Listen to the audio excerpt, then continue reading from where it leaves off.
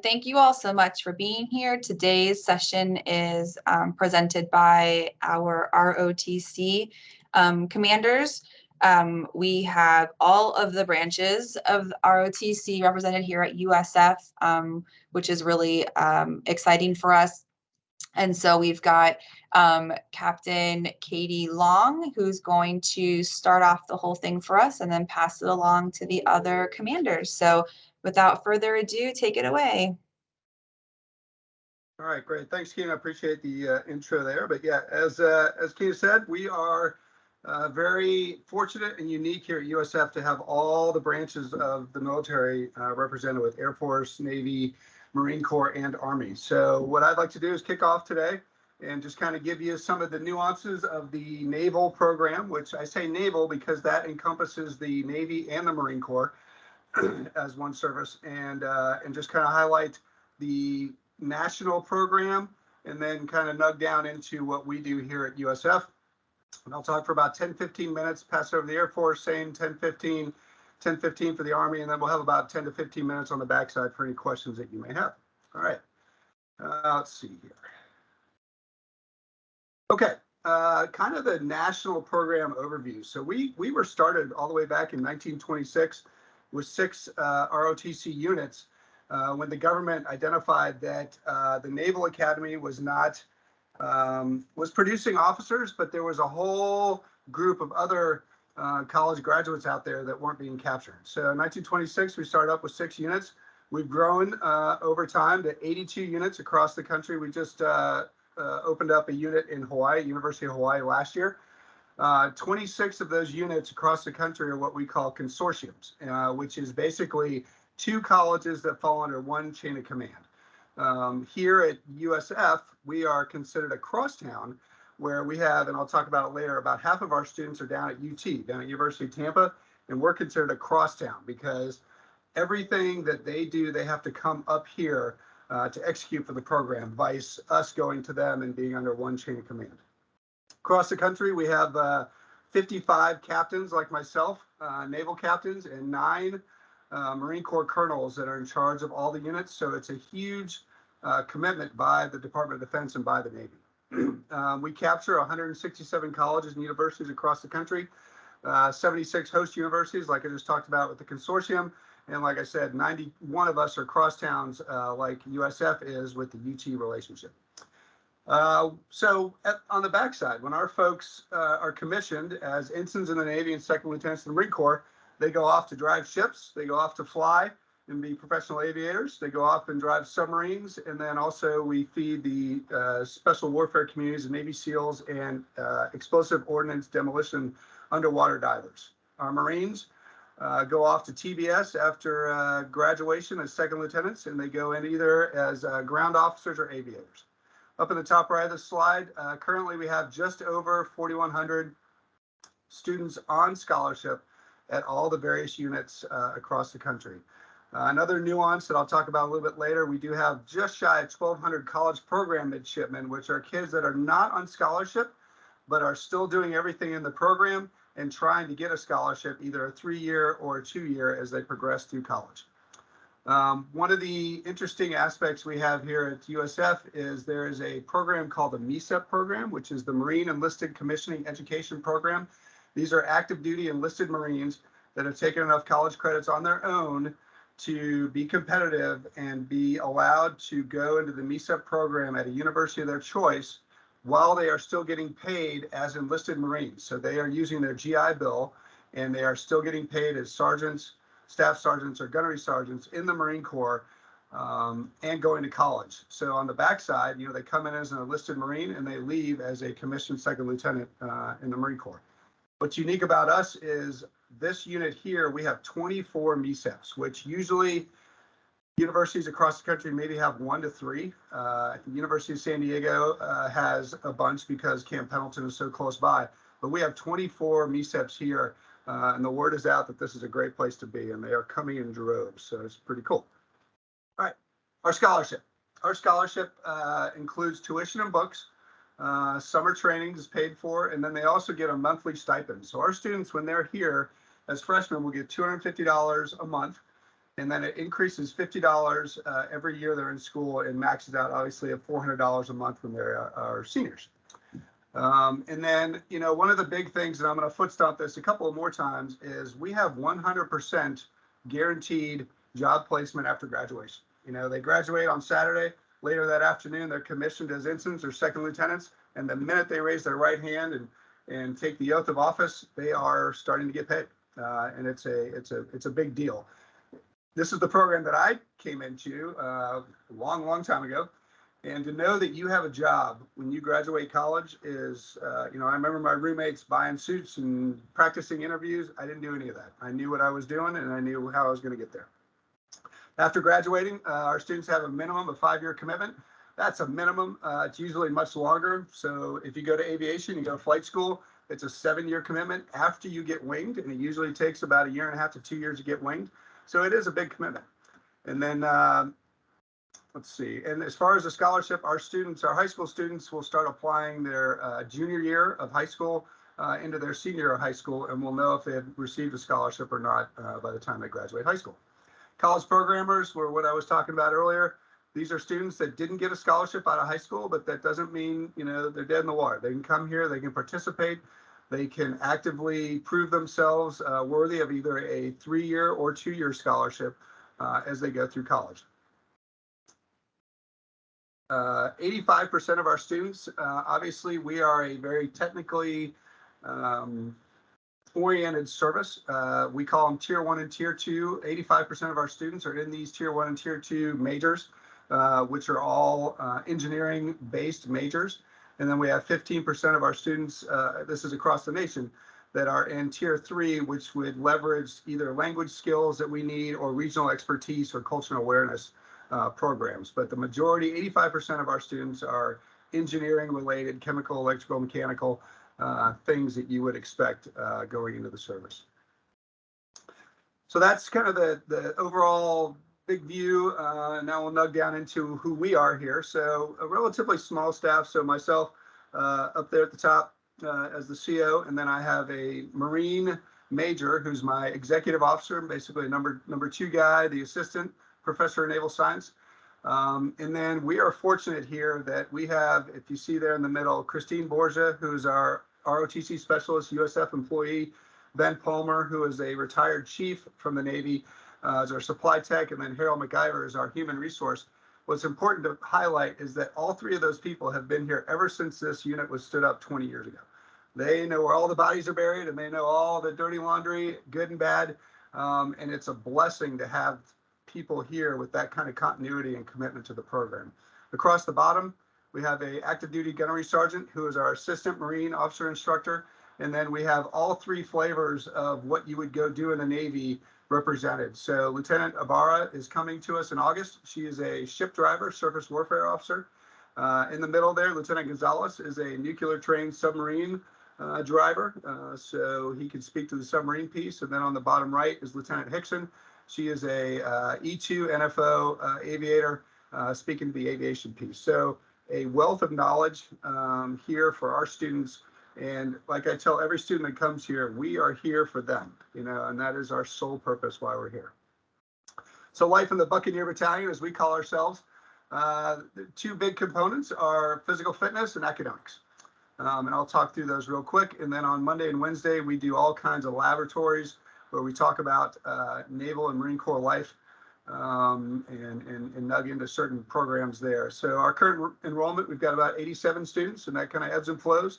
And like I talked about, 22 of those are active duty Marines, the MECEPs that I talked about earlier, and then the staff that I just went over. So our physical training, maybe some of you have seen us, maybe not, but 5:15 on Monday and Wednesday mornings, we're out here in PT, and we do all kinds of across the gamut, from in the pool to confidence courses, pull-ups, sit-ups, garage appreciation, running in the garage over there in the middle of campus. We do all kinds of runs around campus. And so it's very interesting for a 17-year-old kid to come out of high school and then have to be up and ready to PT 2 to 3 times a week at 5:15 in the morning. Friday, The Marines do their own PT session where they kind of branch off and they have some unique stuff with ammo cans and pull-ups and some of the uniqueness that the physical fitness side of the Marine Corps does. And our Navy folks can participate in that as they wish. But yeah, 5:15, we're out here running around, and really we're just trying to get it done before school and before the sun comes up and starts cooking. The academic side. So the first year, the freshman year, Marines and Navy folks are exactly the same. Introduction to Naval Science and Sea Power is what they all do. And then I teach the sophomores in the fall of their sophomore year, leadership and management. And then in the spring is when they start to branch off into Navy specific and Marine Corps specific stuff. As you can see, their junior year, the Marines get into amphibious warfare. The junior year for Navy, they get into ship systems and then navigation. And then ultimately, the Marines and Navy come back together the spring of their senior year, where I teach them the capstone course of leadership and ethics. And it's just a great way to kind of button it up before they get commissioned. Okay, so that's during the school year. What a lot of people don't know is in the summer, there's all kinds of training that our students do above and beyond, regular UT or USF students. So before our freshmen ever show up, they get tickets from wherever they are living, whether it's New Jersey or right here in Tampa, and they are flown up to Great Lakes Naval Base just north of Chicago, where they all go through new student indoctrination. And I just put some pictures there. So you can imagine a 17-year-old kid who is just a senior in high school is now in Great Lakes, is issued uniforms. They do live firing on shooting ranges, which may be comfortable for some, or may be the first time anybody's held a gun. They do PT 2 to 3 times a day, physical training, as you see in the second picture. And then all kinds, as you would expect, all kinds of swimming and pool appreciation, jumping off 30, 40, 50 meter or foot platforms, treading water for a half hour. They have to swim a mile in uniform. It's a lot for somebody that may not be very comfortable in the water, but on the backside they will be. And then on the bottom, in the right side there, we actually put them in full flash gear, and they fight actual fires on a closed environment that feels like a ship. And it's a real fire, and it's a real fire hose. And for a 17-year-old kid, they are eyes wide open of what they've signed up for. After their freshman year, they do a third-class cruise, which for Navy Marine Corps is it's called Cortumet. And basically, you spend a week with subs, a week with ships, a week with aviation, a week with Marines, and that kind of helps them to kind of gauge, what do you want to do when you grow up? You know, you're going into your sophomore year of college, and what do you want to do on the backside 3 years from now? And it really, I remember when I did Cortumet, it was an eye-opening experience. Following their sophomore year, they go 3 to 4 weeks on board ships and subs and aviation as an enlisted member of the Navy and the Marine Corps. And they get to see what it feels like to be an enlisted sailor who is ultimately they're going to be leading one day. And it's a great, and then our Marine Corps go on board amphibious cruise ships, or they go with a MAGTAF, which is a Marine Amphibious Group Task Force, as an enlisted Marine, and see what that feels like. After their junior year, leading into their senior year, they go back to a sub, ship, or squadron as an officer and have an officer running mate and see what it feels like to be an officer leading the enlisted. And we have people all over the map. Like this summer, we had one of our midshipmen that went to Australia, got on a ship, and got off in Japan. We had 2 of our midshipmen that went to submarines in Hawaii. We have another couple of midshipmen that are going Sasebo, Japan, to get on a ship and go out to sea for a month. They're all over the place, and it's really a neat experience. The Marines, before their senior year, right after their junior year, will go to OCS, Officer Candidate School, which is 6 weeks in Quantico, Virginia, where the Marine Corps breaks them down and then builds them back up to be potential officers. On the backside, raise your right hand, take the oath.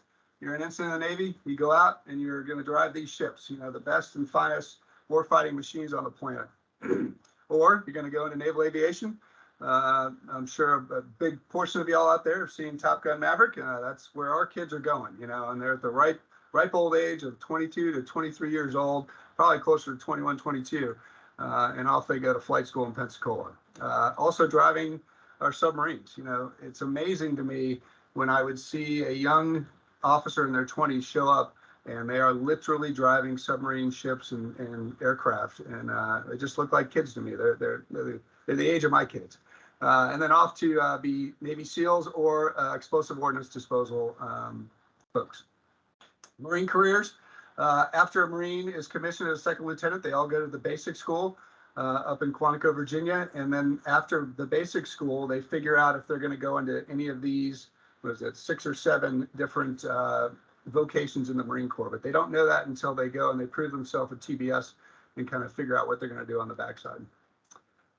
This slide is our one pager. There's a lot of information on here, but this is our one pager that we give out to folks when they, when DVs come and they want to talk. And what I'd like to highlight, just down the bottom left, our students are all over the place. We're volunteering, doing the color guard, volunteering at Habitat for Humanity. In February, every year we host a junior ROTC. These are high schoolers drill meet at USF called the Battle of the Bulls, and we have 19 to 20 local high schools that come here and compete, and it's really exciting. This past year we had my XO, Major Black, Larry Black, was the Marine instructor for the Navy and the Marine Corps. So every single schoolhouse across the Navy and Marine Corps, he was the one that was picked. And it was just a huge honor. He got a major award up in Pensacola given by Rear Admiral Garvin, 2-star Admiral. Up at the top right, some of the financial numbers. We give, with the stipends that I talked about, over $88,000 a year to our students, $410,000 in scholarship. And then just the government salaries that are here with the MECEPs and us, that's just shy of $900,000. So it's a big commitment by the Navy, and that's just USF. 96% of our students are on scholarship. Right now, I only have 3 students that are not on scholarship, and hopefully this next month we'll find out they're going to get a scholarship. Talked about the MECEPs. The halfway down on the top right block, 36 of our students have a GPA above 3.0 and 16 above 3.5.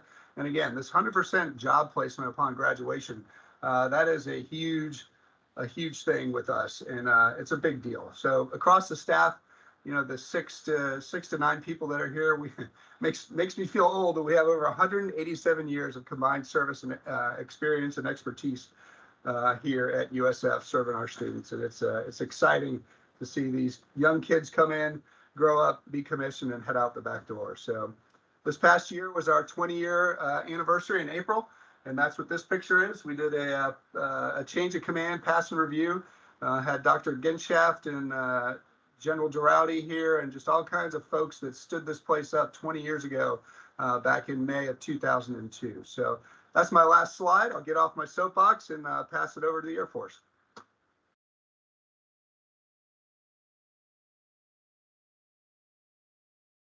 Flip, over to you. Thanks, KD. Let me figure out how to share here real quick. They need to request control. Yeah, that or Katie needs to just stop sharing. I have stopped sharing, which my mom always told me to keep sharing, but I just stopped.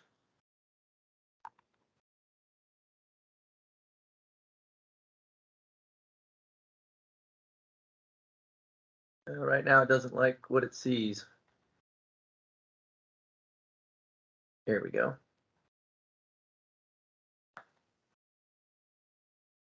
Can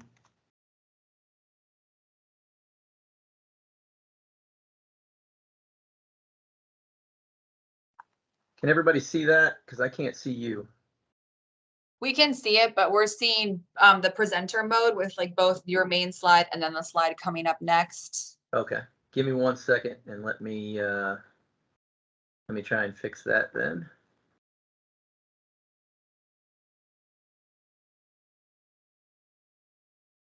Failure. You get it? No, I'm trying to figure it out now. The beauty of us all being in here is we can just walk to each other's office. Let me drive for a sec. Go ahead.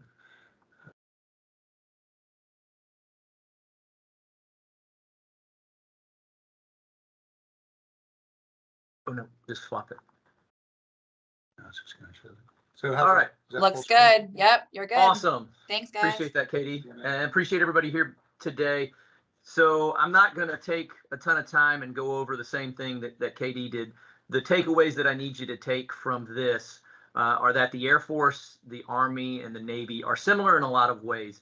We commission officers into the United States military. We have a set program that we use in order to do that. And the processes that we use are steeped in tradition, and they're also steeped in a lot of the experience. We've been around since the early 1900s in terms of the military, and for the Air Force, we've got about 145 detachments across the country, and we have over 1,100 crosstowns. The Air Force ROTC program really relies on crosstowns, and we'll talk about that on the second slide. About 20,000 cadets nationwide that are in the program for Air Force ROTC. And here at USF, we typically start somewhere between 150 and 180 cadets. There is a high attrition rate, as Katie talked about, the hours that are required for this program and the time that you need in order to get up to participate, and then the hours that they use outside of class so that they can succeed, be successful in the program, is a lot to ask from an 18 to 21-year-old individual, whether it's a male or a female. And so while a lot of folks step in and want to do that, a lot of them fall by the wayside, if you will, when they realize the actual commitment that is required. Our mission is pretty easy. It's to motivate, educate, and inspire next generation air and space leaders. We do have both an Air Force and a U.S. Space Force presence here on USF. We actually stood up the first U.S. Air Force, what they call an I-5 squadron inside of USF last fall. And Dean Kroom and some of the other leaders at USF were actually here when outside of the JMLC, we put up the U.S. Space Force flag. So we're pretty proud of that. We have a significant impact on the university, as you can see from the slide. We've got about $500,000, a little bit more than that, that's rolled up into scholarships and stipends that our cadets use to give back to the university, and the university uses so that they can fund a lot of the programs that they've got. It's a big deal because the Air Force is just now starting to move into a new program where previously they have focused on high school graduates. We've looked for those that excel academically, athletically, and in the community to give them scholarships straight out of high school. It's been a mixed bag, and so sometimes we get really good cadets who are students, and then sometimes we get students who aren't great as cadets. And so what they've done is they've transitioned to more of a Navy model where we're going to reward performance inside of the program. They've taken about half of the I believe it's over 2,500 scholarships that they give out, and they're going to give those to individuals that complete field training at the end of their sophomore years. So we're excited to start that in the fall, and the cadets that are coming back from field training, which is done at Maxwell Air Force Base in Alabama, they go there for 3 weeks. So as those cadets come back, they're going to be welcomed with a scholarship as well as a stipend money that you can see there. I'm not ashamed to say the Air Force is the smartest force, and with the Space Force, we only get smarter. Our average GPA is 3.2, and the average incoming SAT for our students is 1,100. It's a very technical force, and we train to that both on the academic side with the programs that our students get at USF and the other crosstowns, and it is also part of the program that we provide them as cadets. Katie talked about all the events that we do. We're excited about that. One thing I will add, you'll see at the bottom of this first slide, we also have a United States Air Force Academy USAFA exchange program. So every fall we get a USAFA cadet that comes out and spends a semester at USF, immerses themselves in the detachment and the university. They actually take classes here. And so that's one of the ways that we expand and broaden the horizons of our students is we allow them to go out and spend a semester abroad or spend a semester at another university, including the United States Air Force Academy, while we also bring those individuals into the university so that they can pass on their experiences as well as what they have learned at their universities. So on to the next slide, which is really the slide I want to spend a little bit of time with. I talked about crosstowns. There's over 1,100 in the Air Force ROTC program nationwide. You can see on the left-hand part of the slide there that we have crosstown agreements with every university or college that's listed there. And we have active cadets from University of Tampa, from St. Leo. We just graduated folks from Eckerd, Polk, and from Southeastern. First time that I know of from Southeastern. We also have commissioning programs. We have an NECP program, which is our nurse enlisted commissioning program. And so we have on average somewhere between 4 and 8 students, cadets who are active duty. They're staff sergeants and tech sergeants in the Air Force who are coming to USF or to a crosstown to get their nursing degree. And they're once they complete that degree, then they'll be commissioned as officers. We also have a JAG program. We have our first students inside of the JAG program from Stetson Law. We have 2 students that are going to be starting in the fall. One is a 1-year program, and the other is a 2-year program. As they finish up their law degrees, they'll be entering into the Judge Advocate Corps inside of the U.S. Air Force, and so that's pretty interesting as we start these new programs and continue to build what DET 158 gives not only to the university but also back to the Air Force. We're also working to establish a crosstown agreement with Florida Tech, so we're hoping that we'll have something in the fall. They had reached out previously, and we're excited to start that. So we're looking to add hopefully another crosstown to that list and continue to build on the Air Force numbers. As I said, over the last 4 years, we average somewhere between 150 and 160 cadets. We usually get down to somewhere around 120 through the attrition, but on average, we're commissioning somewhere between 25 and 30. We commissioned 32 cadets in the last academic year, and so that's one of the highest numbers that they've had in the last decade here. So with everything that's gone on with the pandemic, and the numbers have decreased a little bit as we have seen with individuals coming into the program, we're hoping to commission somewhere around 30 next spring, and we'll see what happens in the out years. We're pushing really hard with our recruiting programs out into the local high schools, as well as reaching out. Believe it or not, there's a lot of folks from up north that want to come to USF, and some of those folks want to be any of the things that you see on there, whether it's a pilot or a navigator, all the way into cyber operations. And now, as we've included the U.S. Space Force, we have Space Force operations, as well as all of the support and logistics career fields that go along with maintaining the U.S. Space Force. We are unique at USF, not in the Air Force sense, but in the military sense, because we do have the JMLC, and I think a lot of you know what that Joint Military Leadership Center is, because you got a brief on that earlier in this series. But I did want to highlight that from my experience speaking with other detachment commanders, colonels across the nation, the fact that we have a leadership center like that and a facility like the JMLC as a building is definitely a benefit to the programs, because it allows us to do some of the joint training that other programs can't do, because they're geographically separated from one another, either on campus or on separate campuses if they have a multi-campus university. We have inside of the university itself and inside of the Air Force ROTC program, I'll wrap up with essentially who we've got. So Brenda Falk, many of you may know, has been the liaison for us for over 30 years. She'll be retiring in the fall, and so we're excited to get a replacement for her. She is the Christine Borgia version for the U.S. Air Force. And then inside of my own command, I've got an 04, a major, who is my director of operations, much like KD mentioned. And then I've got 3 captains who are instructors. And then I've got 2 enlisted personnel who work all of the admin on the Air Force side of that. Together, we provide the program that matches what KD had mentioned. We do our PTs on Tuesdays and Thursdays. So on any given day at 5 o'clock or 5:30 in the morning, you're going to see some sort of military asset that is running around or lifting heavy things on campus. And then we do our academics on Tuesdays and Thursdays as well. I won't dive deep into how we get and create an officer, but I will leave you with this thought. Out of the 150 to 160 cadets that we bring in, we eventually commission about somewhere between 25 and 30 of those. Air Force ROTC is the largest commissioning source for the United States Air Force of the 3 programs that they have, either through the United States Air Force Academy or through Officer Training School. And so what we do here has a huge impact on the force, because we are the greatest preponderance of officer creation assets that the Air Force has. And we're excited to do that, me and my team. And we hope that you guys will understand the connection that you have, because without a degree, we can't commission them. And so while we are excited to create officers, we're only half of that equation. And hopefully you understand that as we work together, we're creating that holistic officer for the next generation. That's all I've got. I'm going to go ahead and get out of sharing the screens, and then I'll turn it over to the Army so that they can wrap this up. Give me 1 second as I try and figure this out.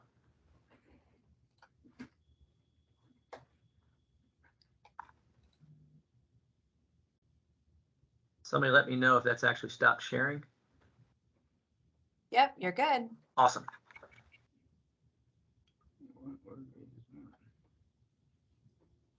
So over to the Army, and they can wrap it up for us.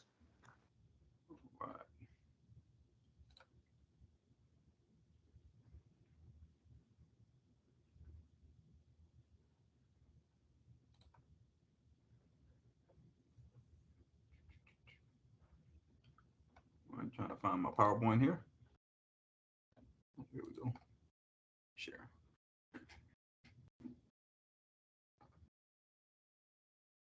Can you see anything on the screen? Yep, we see the PowerPoint before you start the presentation.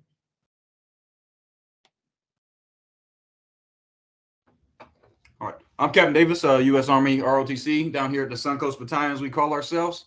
Lieutenant Colonel Tanika Macias is our professor of military science. I am the assistant professor of military science. Master Sergeant Sains is our senior military science instructor. Down at the bottom is the link. You can screenshot it, take a picture, write it down. I can put it in a chat group. That will take you to our USF Army ROTC page, and you'll be able to see the bios of all the Army instructors, civilians that support Army ROTC at USF. So we fall under United States Army Cadet Command. Their headquarters is in Fort Knox, Kentucky. And that's a 2-star general. Major General Davis is our commanding general. Cadet Command is broken down into 9 brigades. We are 6th Brigade, which covers the majority of the Southeast, as you can see on your left-hand screen, from as far west as Louisiana, all the way to the east coast of Georgia. I'll get rid of the notes. All right, and we even have 2 universities down in Puerto Rico. So that's 39 host battalions. You see the Tampa area, USF is its own host battalion, and University of Tampa is separate from us. They have their own professor of military science. Breaking it down to our area of operations, our executive officer is Major Cooper. Cadet Command's mission is partner with universities to recruit, educate, develop, and inspire senior ROTC cadets in order to commission officers of character for the total Army, and partners with high schools to conduct JROTC in order to develop students of character, leaders of character for a lifetime commitment to service to our nation. So we have USF main campus in Tampa. We also have a USF St. Pete campus, and we have 1 cadet. We average about 1 cadet from Eckerd as our crosstown university. We have a lot of freshmen and sophomore that come through, transition through that pipeline from HCC into USF, as well as St. Leo University up north. Up north, you can see Camp Blanding. That's where we do a lot of our field training exercises up in Stark, Florida. Not sure if you've been there. Not a lot to do there, but that's where we get our training done. Our labs on Thursdays are east of the university, down on Fowler, the Jefferson Equestrian area. That's where we do our labs 2 hours a week on Thursdays. All right, talking scholarships. So we have 4-year scholarships, 3-year scholarships, Army nursing scholarships, green to gold scholarships, and then the guaranteed reserve forces duty. So the GFRD are those enlisted soldiers that are in the Army Reserves or the Guard, and then they come into our program as cadets, which that the Guard will pay for their tuition, and vice versa, the Army Reserves will pay for their tuition as well. Green to gold scholarships. I was a green to gold scholarship winner myself. What that is if you're an enlisted soldier in the Army, say you're at Fort Bragg or you're at Fort Hood, Texas, wherever you are, you can put in an application. It is strenuous. Not everybody gets accepted. The year I was selected for green to gold, there were 6,000 applicants, and they selected 180 total to go through that program. So you stay active duty the entire time. You're pretty much a full-time student, and you're out there, full-time student, to be able to get your bachelor's degree or master's, depending on where you are in your academics. One of the best programs out there. In that picture to the top right, that was actually this year at Alonzo High School in Tampa. I went over there. They had a senior awards night, and we presented a high school senior with a 3-year scholarship check. If you look down at the bottom, we kind of separated to in-state, out-of-state. This is per year of what these scholarships offer. $10,000 a year for room and board for in-state, $1,200 a year for books, and then they get $420 stipend for 8 months. That's about $14,500 a year that comes into the school per student, and that's for contracted. So our program, we normally average between 200 to 250 total cadets in the Army ROTC, but at any given time, we have 120 to 130 that's contracted and is receiving scholarships. That comes out to about $1.7 million a year for in-state, and then we have an average about 10 to 12 scholarship out-of-state cadets that bring in about $276,000 a year. All right, so opportunities that the USF Army ROTC offers. Ranger Challenge. When you think of Ranger Challenge, we like to compare this is our D1 warrior athletes, we call them. So within our brigade, there's 39 host universities. They do a competition. All 39 universities do a competition, physical competition, mental competition. And then from there, the top 12 go to Fort Benning, Georgia to compete. And then from there, the top 2 will go compete at West Point in New York for against all other top two ROTCs in the nation. Last year was our first time USF has ever made it to national competition at West Point. Out of 46, we finished 22nd. This year, we fell a little short from our expectations as we finished 5th of the 39 in the brigade. So only the top two went, and that was Auburn University and Emory-Riddle. So we're looking forward to regaining our confidence this year and get back to our standards of USF and Army ROTC to be competing nationally every single year. Airborne, if you look at the bottom left picture, actually, that's Cadet Anderson. She was actually on the Ranger Challenge team, and she is also an Army nursing student, which is very rare for them to compete in the Ranger Challenge event. But she's awesome, did a great job, and she'll be coming back her senior year to be able to train that team and get them ready for national competition. Airborne, so everybody likes to jump out of a perfectly fine plane, but these are some opportunities that a lot of soldiers throughout their career, sometimes they don't even get to go to these schools. And sometimes they have to wait 3-4 years before they can get to some of these specialty schools. But this year, we did not get any airborne slots. However, last year we were able to send 4 cadets that finished their sophomore year to airborne school, and they were certified jumping out of planes. Air assault, kind of rappelling. If you've seen Black Hawk Down movie, that's where they rappel out of a helicopter. You look at the bottom picture on the right, 2 cadets just completed air assault school this year. One's an upcoming senior and one is a upcoming junior. We were able to get 4 air assault slots this year. Sapper, combat diver, cadet troop leader training. What that is cadets will go and they will pretty much shadow an active duty lieutenant platoon leader. Right now we have several spread out from Fort Lewis, Washington to Fort Bragg, North Carolina, and we were able to get one of our cadets is actually shadowing an active duty lieutenant in South Korea right now. Basic camp is for those freshmen and sophomore cadets that come in. They kind of don't have JROTC or any military experience background. So basic camp sends them for 21 days to Fort Knox, Kentucky every summer. And they kind of get almost like a dried down boot camp, not as intense. So they kind of get the basics of Army customs and courtesies and basic knowledge of a soldier. Cadet internships. That can be anywhere from our cadets could do internships with CIA, FBI. This summer, we actually had 2 cadets that are doing JAG internships. So they'll be doing paralegal internships at Fort Hood, Texas and Fort Sill, Oklahoma. Then, of course, we have our nurse summer training programs. Kind of a breakdown of how we look at things. We are MS1s through MS4s. Look at it as a freshman through their senior year. I'm not going to go through every single bullet, but underneath is just kind of the milestones that we look at, the checking off cadets that have reached these training objectives. Freshmen's more just normal introductory to being a soldier, learning the basics, understanding the rank structure, learning how to march. Sophomore year kind of gets you into starting to develop your leader attributes and competencies, whether you can lead a 4 to 6 person team or a 6 to 9 person squad. It also starts the contracting year. So between freshman and sophomore year, you start to figure out what are you medically qualified for military service? Are you physically fit? And what in your GPA 2.5 or higher. USF is a large compression school. Compression meaning we get a lot of students that come in that are maybe in their sophomore year or sometimes in their maybe starting their junior year. Then they realize, hey, I want to join the Army. This is something I want to do. And then we put them as a compression cadet where they will take freshman and sophomore year combined to get them back on lead line to be a junior MS3.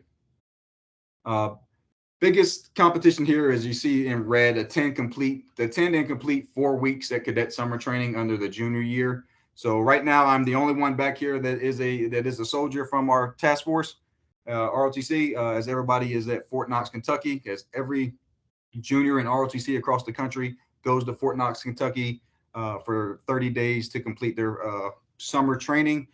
Pretty much they are being assessed for everything they learned from freshman year to junior year, and they're being assessed across the nation. But what's that mean is your junior year, from freshman to junior year, is your most important year as an Army cadet. That's after you complete your junior year. That's when you are assessed against every cadet across the country to whether you make active duty, Army Reserve, or National Guard, as well as what branch you are selected to serve in.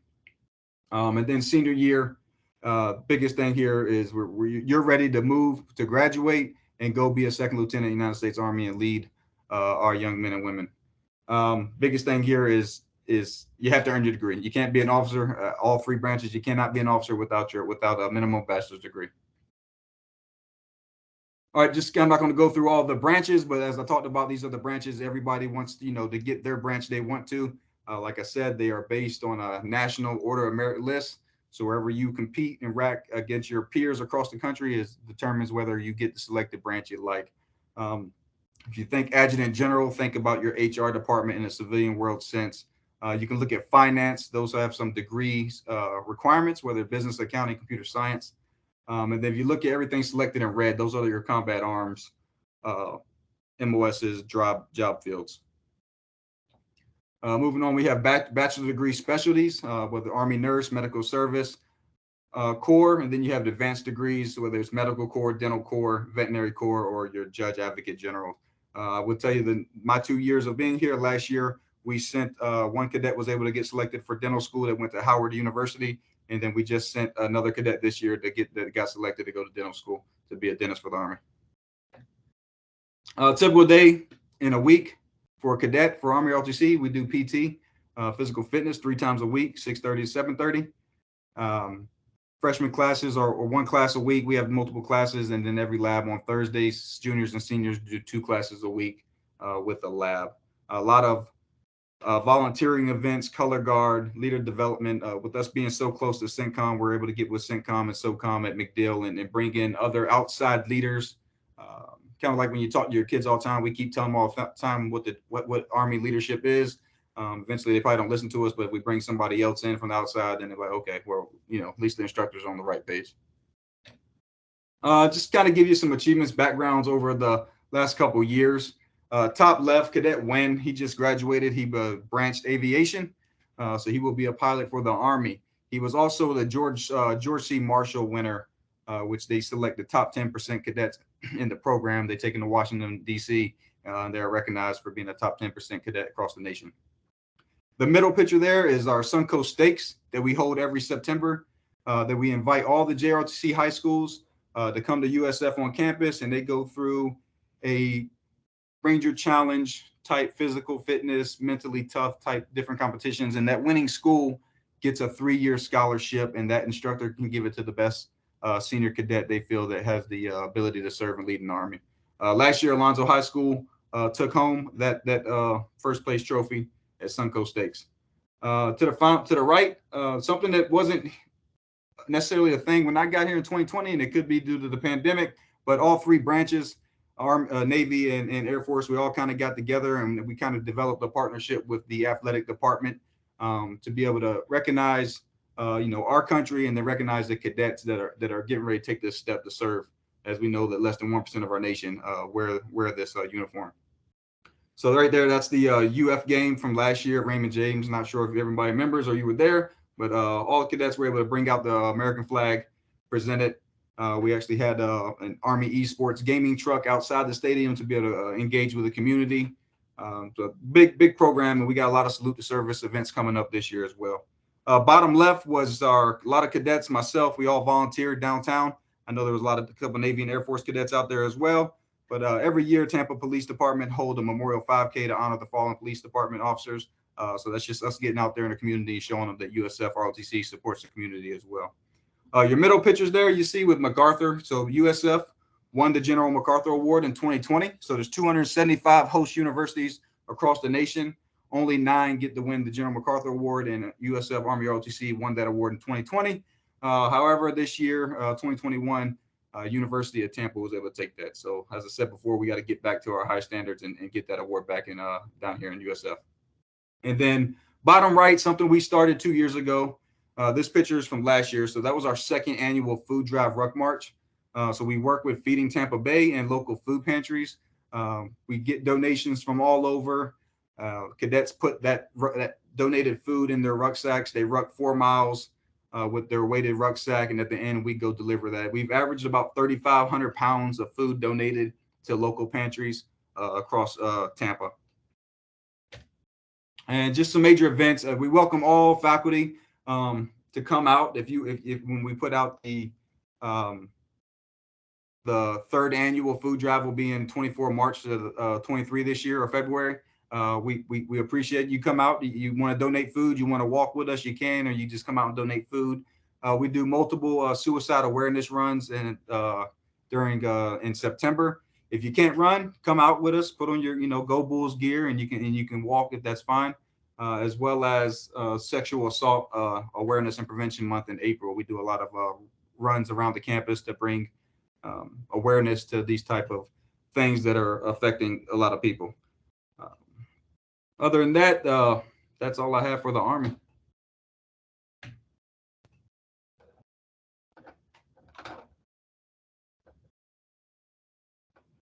Stop sharing. Guess, sir, we can open it up to any questions anyone may have.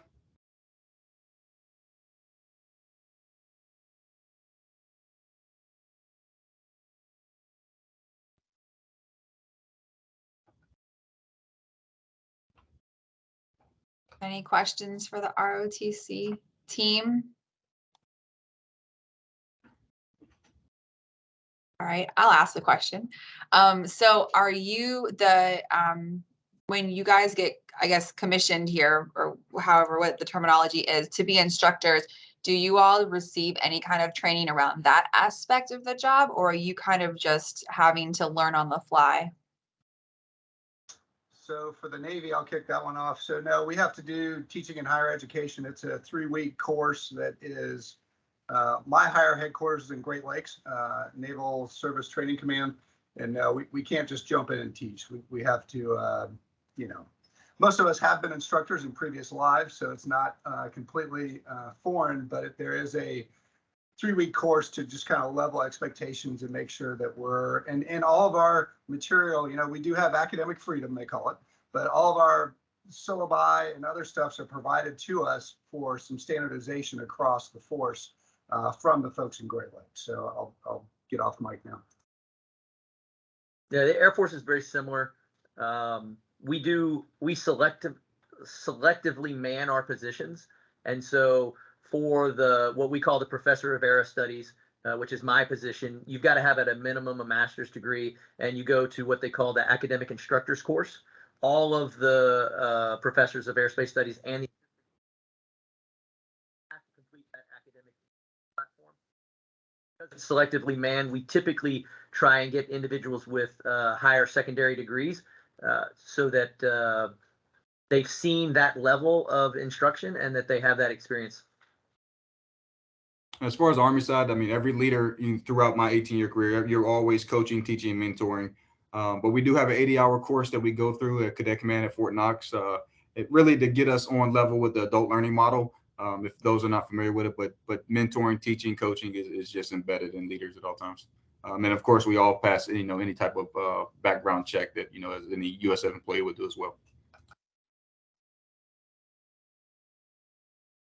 Yeah, that was a good question, Keena. And also for the larger audience, anytime you want to come over to the CWI and show you the gun range we have here, we have a virtual gun range, all of our libraries, our classrooms. It really is this is one of the best places to be. And I've seen a lot of other ROTC units. Usually you get the buildings that the university doesn't want to use anymore, and the termites are holding their hands to keep the walls up.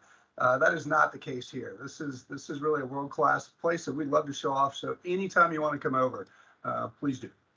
Over. Do you guys do any graduate education, or are you really mostly just working with undergraduate students? So on the Air Force side, we do both undergraduate and graduate. In fact, I have two or three graduate students now who are completing their master's degree program and will be commissioning into the Air Force. Last year, I had an individual who graduated. He actually commissioned and will become an OSI agent, so Office of Special Investigations, think CSI. He was completing his master's in cybersecurity at USF. And then starting going into OSI. I've currently got an individual who's doing, I think, medical information technologies. I don't know if the terminology is correct, but it's something in the medical information field, maybe with analytics. He's going to be going into the Medical Service Corps. And then I have an individual who is at the University of Tampa, I believe, who is also getting her master's degree and will be completing the commissioning program here. So we've got the majority are underclass coming straight out of high school, but we do have specific instances where graduate individuals are looking to commission. Yeah, same here. We do a lot. We do a little bit of both. Majority of undergrads, but we do average about 10 to 15% are graduate programs. Going back on the certification as well, the Army also, we have a lieutenant there right now. Army also offers a master education course for instructors. So that's a 30-day kind of a high pace, high track course. They send you to Western Kentucky University. You just go to when you graduate that course, you're about 12 to 15 semester hours away from getting graduate masters in education. So it kind of fast tracks you along. So for the Navy side, we're just undergrad. I don't have anybody in graduate. I would ask that is in the audience, is there any academic advisors on?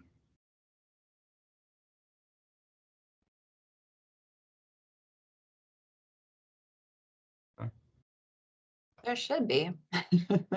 I just say academic advisors because you'll probably see 120 cadets before the start of every semester, and you get these forms that say 104R on it, and they're like, "What do I do? I just sign it." And what that is the cadets. It's their career in their academic career. These classes, these semesters are what you need to take to pass to be able to earn your degree. It requires academic advisor's signature on it. So that's probably why you see it every semester, and that's also they turn that in, and that's how they get funded.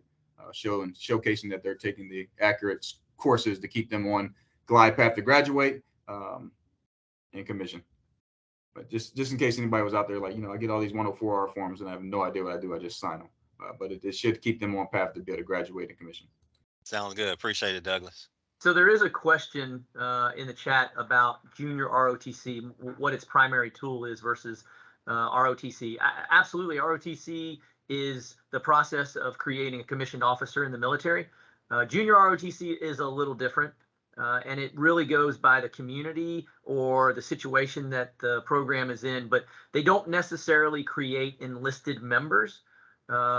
Generically, what a junior ROTC program does is it provides structure for individuals who might be considering a career in the military.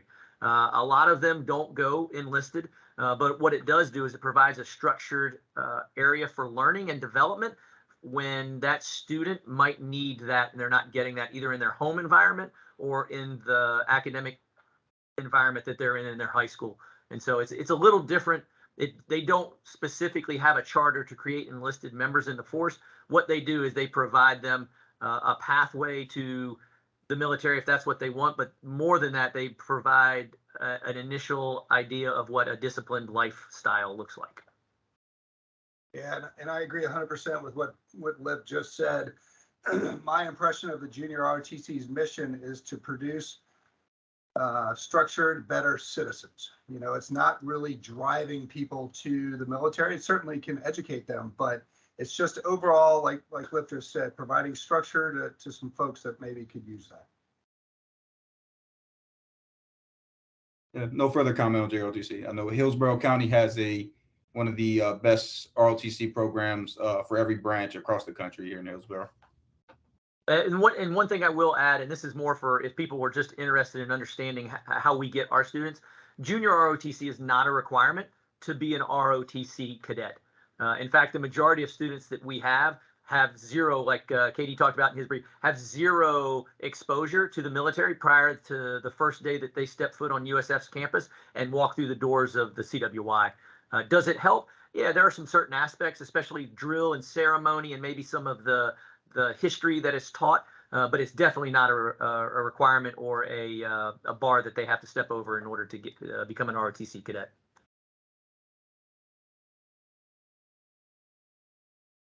Any last questions for ROTC?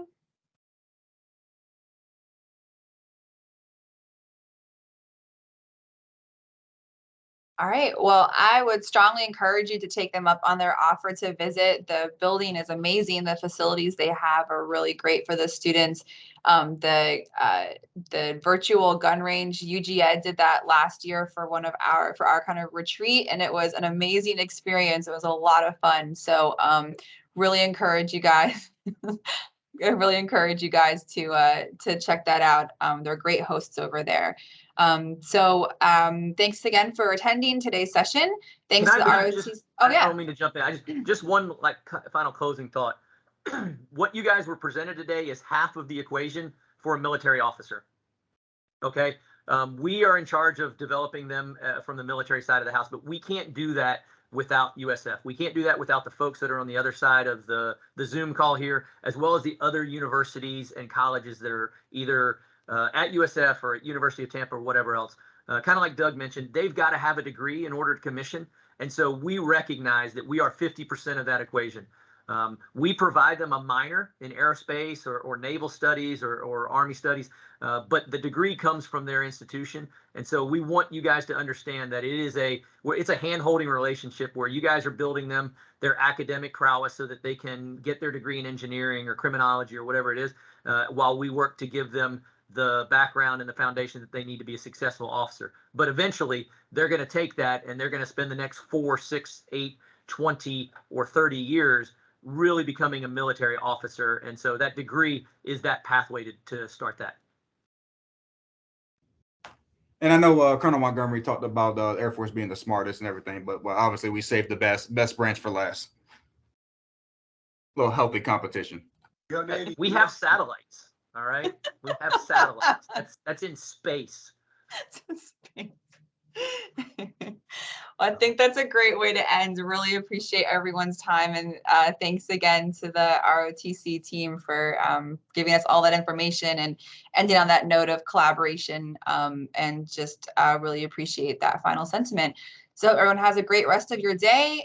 Weekend coming up, so enjoy your weekends, and we'll see everyone around. Thanks so much.